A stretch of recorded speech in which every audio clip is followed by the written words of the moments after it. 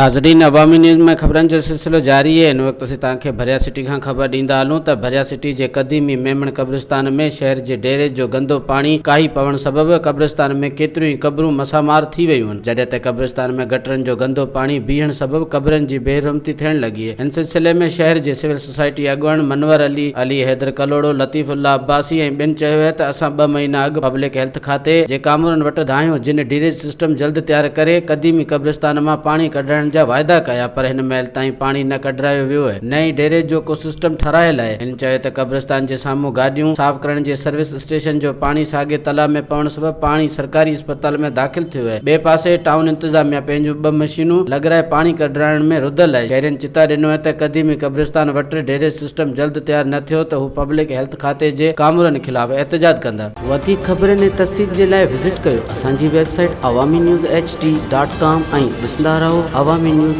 HD।